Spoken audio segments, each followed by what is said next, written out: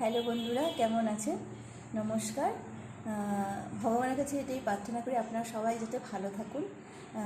আচ্ছা, তাহলে আমি একটা রেসিপি করে দেখাচ্ছি, সেটা হলো আলু পটলের ডালনা। এটা কি কি লাগবে আমি বলে দিচ্ছি। এখানে পটল কেটে নিয়েছি, এখানে আলু কেটে নিয়েছি, আলুটা কেটে আবার জল সেদ্ধ করে ফেলে দিয়েছি, মানে আলুটা সেদ্ধ করে জল ফেলে দিয়েছি, সরি। আচ্ছা, তারপরে এখানে ফোড়নের জন্য আমি দিচ্ছি হলো আস্ত জিরে, আর এখানে দিচ্ছি হলো তেজপাতা, এখানে গরম মশলা, এলাচ, দারচিনি, আর হলো একটা কাঁচা লঙ্কা থাকবে। আচ্ছা, বাটা মশলার জন্য আমি কী কী দিচ্ছি, কাঁচা লঙ্কা, আদা আর এলাচ, এটা একসঙ্গে ভালো করে পেস্ট করে নেব বেটে।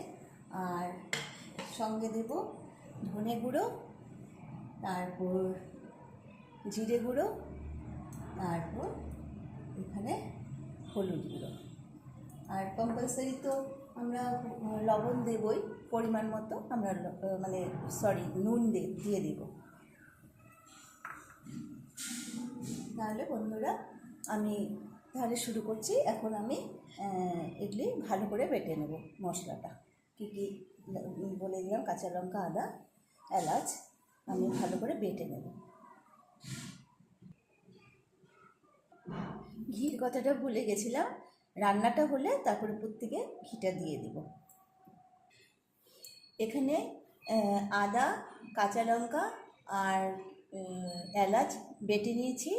তারপর এখানে নুন, হলুদ আর ধনে গুঁড়ো, জিরে গুঁড়ো অ্যাড করে দিয়েছি গুঁড়ো মশলার মধ্যে। এখন পটলগুলি ভেজে নিচ্ছি।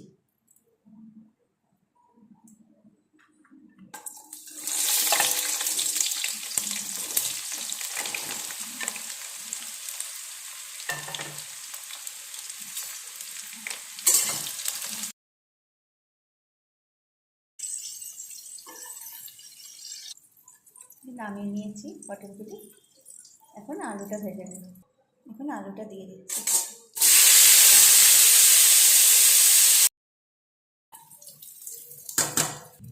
এই যে আলুটা নামিয়ে নিলাম। কড়াইটা গরম হয়ে গেছে, এখন তেল দিয়ে দিচ্ছি। এখানে গরম মশলা নিয়েছিলাম, এলাচ, দারচিনি, এটা ফোড়ন দিয়ে দিচ্ছি।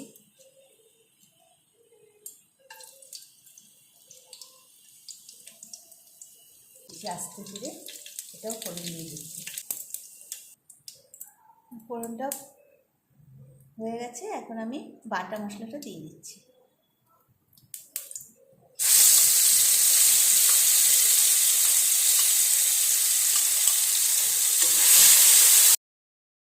এবার জলটা দিয়ে দিচ্ছি, ভীষণ টেস্ট হয়, আমি ভালো করে কষবো। এখানে আলুটা দিয়ে দিচ্ছি আর পটলটা দিয়ে দিচ্ছি। ভালো করে মশলার সঙ্গে মিশিয়ে দেব।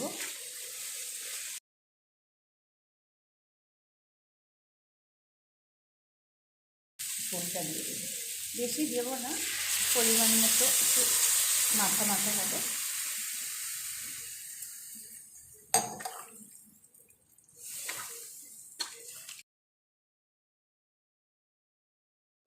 ঝোলটা ফুটে গেছে, আমি এখন কাঁচা লঙ্কাগুলি দিয়ে দিচ্ছি। পাড়া ফেলে নিয়েছি মাঝখান দিয়ে, আর একটু হবে।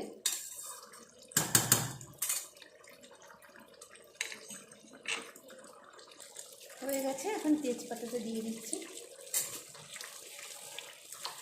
এটা ভালো করে আমি সবজির ভেতরে তেজপাতাটা ঢুকিয়ে দিচ্ছি, ফ্লেভারটা খুব ভালো আসে। আমি ভাজি না তেজপাতাটা, এটাতে ভীষণ ভালো ফ্লেভার আসে। আর 1 চামচ ঘি দিয়ে দিচ্ছি।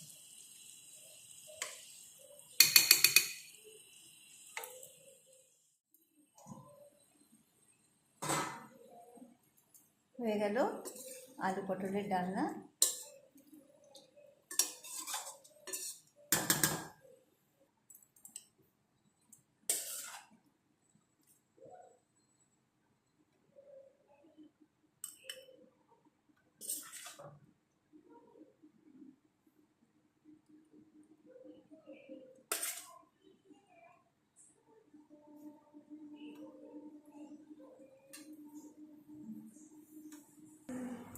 হয়ে গেল আলু পটলের ডালনা।